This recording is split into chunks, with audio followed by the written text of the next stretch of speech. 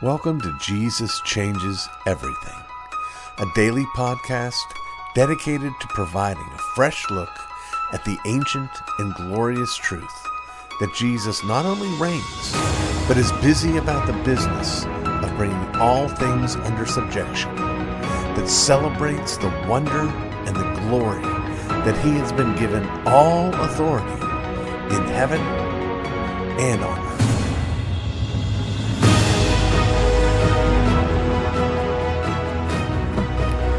It's time once again for another Sacred Marriage segment on the Jesus Changes Everything podcast. And that means that you don't just have to listen to me, you get to receive wisdom from my precious and beautiful wife. We are covering today something that I think our audience may have already learned quite a bit from you. My wife, to her praise, to her glory, to her fulfilling of her calling as a wife, is very diligent, not only to encourage me and build me up privately, but to do so publicly. If you have followed us at all on social media, if you pay attention at RC-Lisa Sproul on Facebook or either one of our Twitter pages or anywhere else on the social media, you will know that my wife is not shy about going online and saying nice things about me. Maybe not so discerning, but very zealous and good about saying nice things about me. And I just thought, this would be a great place for us, a great thing for us to talk about. And in fact, often my response to that, even when it's done publicly, is to say to my male audience members, hey, this is the kind of woman you should be looking for. This is what matters. This kind of encouragement and uplifting is what will keep you going. And saying to the females, hey, this is what your husband needs from you. I've got to tell you, sweetheart, I mean, you are a beautiful woman. You are a wise woman. You are a funny woman. You are every wonderful gift. But do you remember what I said to you? Even before we started dating, just by listening to the way you talked, what did I say to you? That any man I got behind could conquer the world. Could conquer the world. Yes, I noticed that. And in fact, let's remind our audience too, after we started dating, I gave you a lovely and beautiful nickname called, it goes like this, it's Bat-Nabas. Isn't that mellifluous? It'll just flow right off the tongue. Bat-Nabas. And you were like, well, isn't that beautiful? What is that? Well, I knew that it meant yes, son of encouragement or encourager. Or daughter of encouragement. Yeah, right. We know that Barnabas is son of encouragement.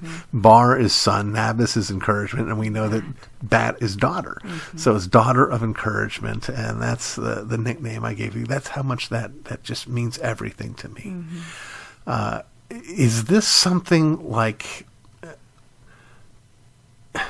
There's a delicate balance here where I don't ever want you to feel like, it's been 3 days since I put up something nice on Facebook about my husband. I better think of something nice to say. I don't want it to be duty, Yeah, but at the same time, I don't want anybody to just think, well, it's only when the Spirit moves me that I need to do this. How do you balance that consciousness of my need for encouragement without it being perfunctory or even a ritual? Can you address that? Well, absolutely. First of all, the Bible says a wife is a gift from the Lord. So every day, I feel like that is your pleasure to be able to unwrap that gift in a way that blesses you. And that every day I have an opportunity to spill over in your life wisdom, encouragement. And I mean, we are not a perfect couple. So let's let the audience know, in case you wondered. Yeah, we have thorns, we have pricklies, we are not a perfect couple. But it is by God's grace and sufficiency that one of the things we both know is that in a relationship, you need to honor and covet and encourage and bless and anoint and pour over and shout from the mountaintops the glory of God over that person. Because Yes. the enemy is coming in to attack, to submerge, to dunk, to trip, To to discourage. trap. Mm-hmm. Yeah. Absolutely. And when you've walked that, you need that. Yeah.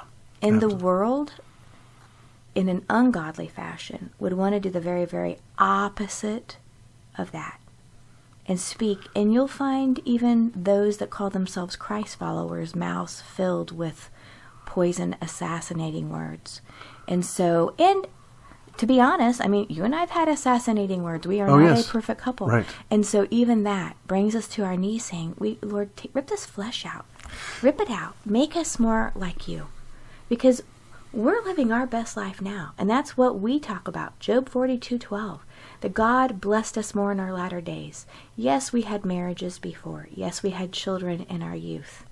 But the reality of who we are in our marriage today and the relationship that we have, I know that we long think, gosh, we sure wish we would have met in our Right, 20s. yeah. We both have said that many, many times. Mhm.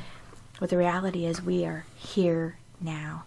And I want every breath to be captured. I want every blink of your eye to be blessed. I want to just cover you with love and kindness.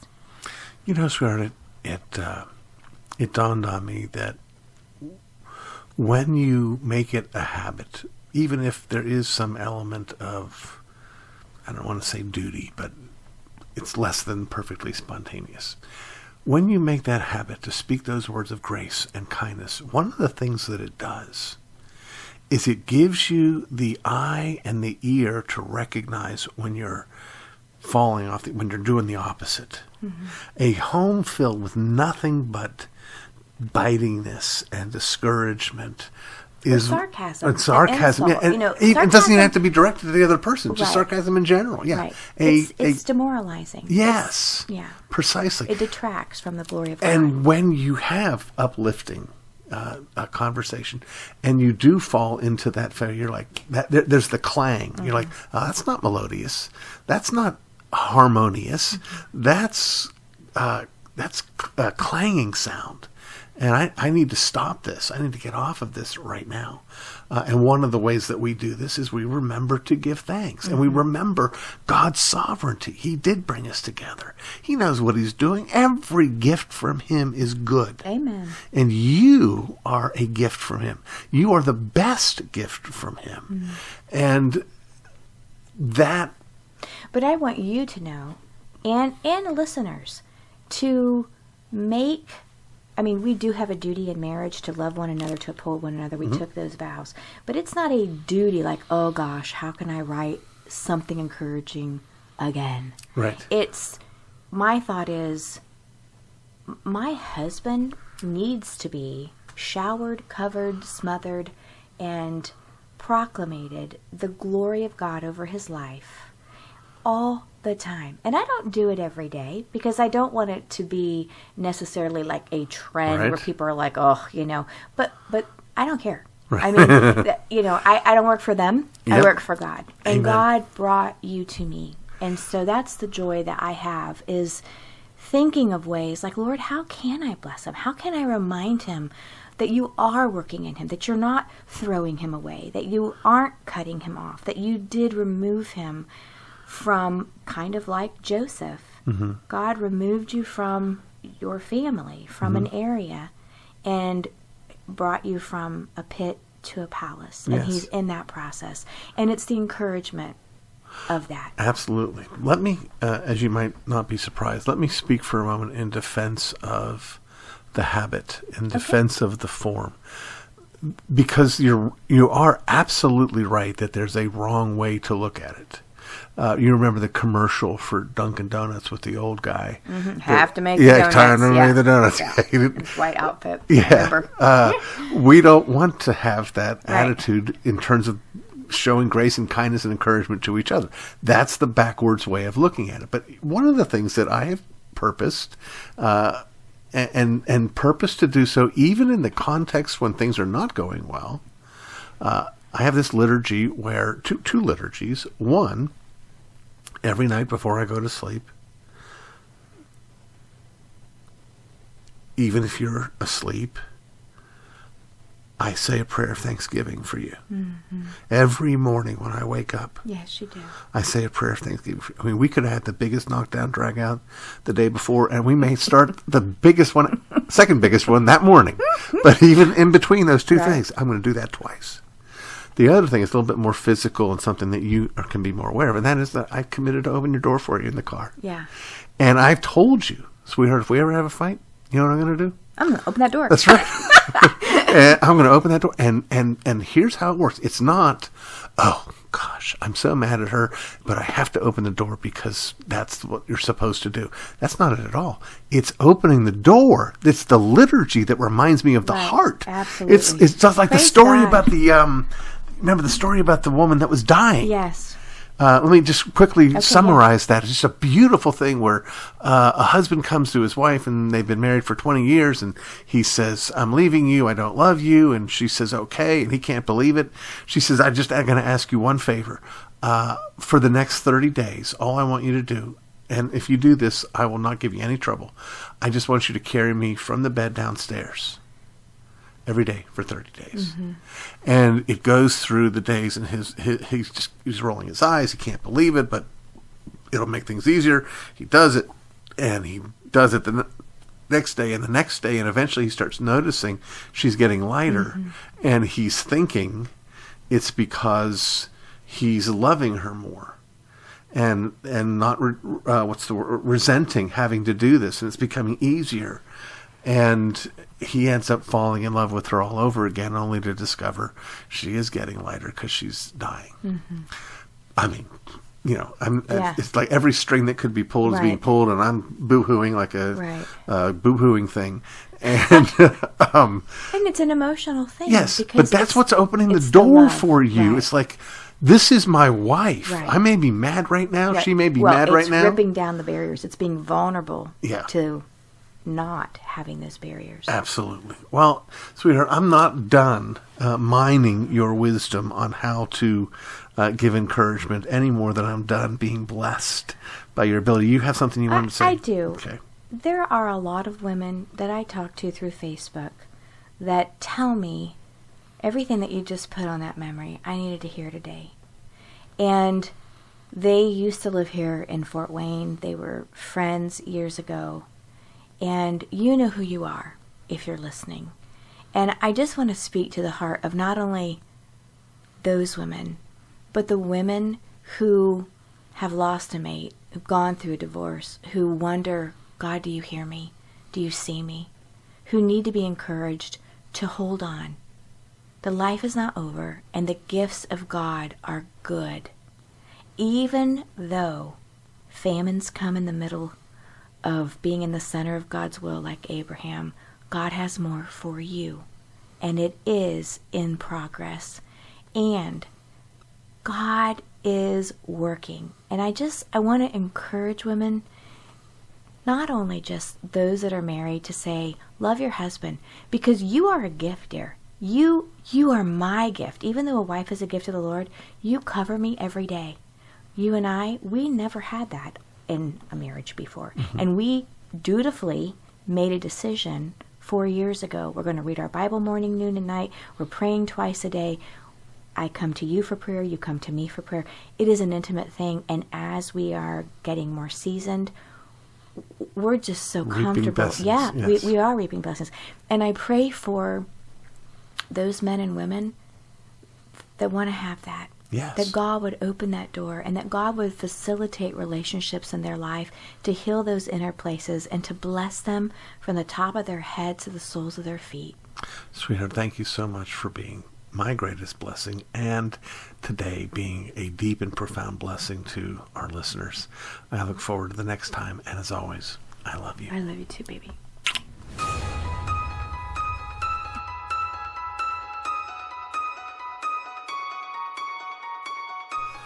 We come now in our ongoing series, The Bible in 5 Minutes, to the book of Zechariah. Zechariah is the second to the last book in the Old Testament, the second to the last of the minor prophets, but he's rather prolific, relatively speaking, for the minor prophets. That is, he's got multiple chapters in his message.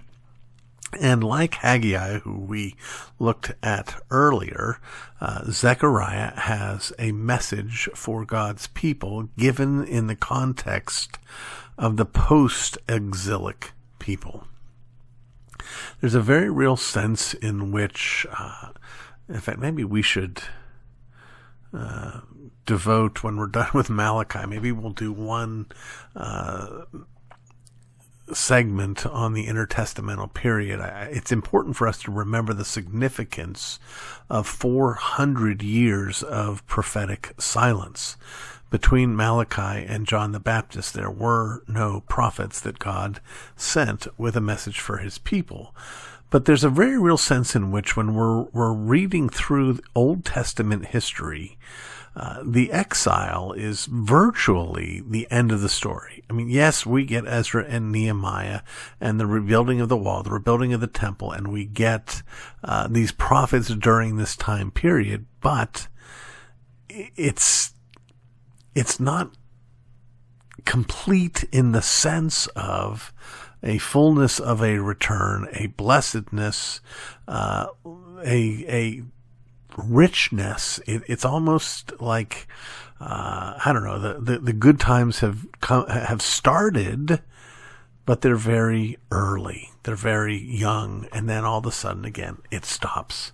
And there's no prophetic silence. Well, Zechariah, maybe like Haggai, had to deal with some of that concern along the way. It could have very well been that as the children are returning from exile, as they're mindful of the fullness of the promises of God, that maybe they're a little, over-realized in their eschatology. Maybe they're thinking, boy, we're going to get there, we're going to snap our fingers, and the wall's going to go up, and the temple's going to go up, and and all of a sudden everybody's going to come and bow down to us.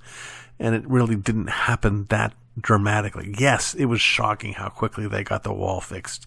It was shocking how quickly they got the temple rebuilt. But after that, there wasn't a whole lot. So into this situation comes Zechariah with a message from the Lord. But the message, interestingly, tends toward the apocalyptic. And by apocalyptic, I don't mean destructive and dangerous and distant future. I simply mean very, very symbolic. He sees flying lampstands, and he even sort of performs a little bit of what we call prophetic theater when he fashions a crown for the high priest, symbolizing that a day is coming when there will be one man who will be both a priest and a king, that one man being Jesus. So there's a lot of symbolism, but the good news is that the book itself contains a great deal of the interpretation of the symbolism. There is an encouragement for God's people to submit to and honor the king who's been put in authority there, and to submit to and honor the high priest who's put in authority there, but also a warning about some people that are kind of pushing back. It's been my experience, and I'm not surprised that prophets have to deal with this. It's been my experience that when things are starting new, one, there's always someone there to discourage you, and two, the moment you begin to have some level of success, there's always people there willing to get in front of that parade. Moses went through that as well. Where there was a lot of grumbling and complaining, and then that things were not going well. And then when things started to go well, the perspective was, well, I could have done that. Why don't they put me in charge? Who's this Moses fella? Well, you have some of that going on here, and God again sends his prophet, reminds the people of his promises. There's a great deal of overt grace and pursuit by God of his people, saying, look, we don't have to be at odds. I've brought you home. I've given you this job. I want to be in a strong, healthy relationship with you. But you need to stay in line. You need to be content. You need to submit to the people that I've placed in authority here. You need to not listen to the naysayers. You need to listen to my prophets, and we'll move from here. You need to trust me. What a great message. I think it's so helpful to think about our own lives, and I think it's designed this way, that our salvation is like the rescue of God's people from slavery in Egypt. But our lives are like the journey through the wilderness on their way to the promised land. And like God's people before us, it's very easy to get discouraged. It's very easy to think, I wish I could go back to the way things used to be. But God says, stick with me. Trust me. I've got this under control. I'm the one that you can count on. That's the message from Zechariah, and the message in our day as well. You've been listening to the Jesus Changes Everything podcast, a production of Dunamis Fellowship, the teaching outreach of Dr. R.C. Sproul Jr. If you've enjoyed this podcast, we encourage you to subscribe, which you can do at all the usual outlets, to tell your friends, and to spread the word. To learn more about the work of Dunamis Fellowship, please visit rcsproulljr.com. And join us next time on Jesus Changes Everything.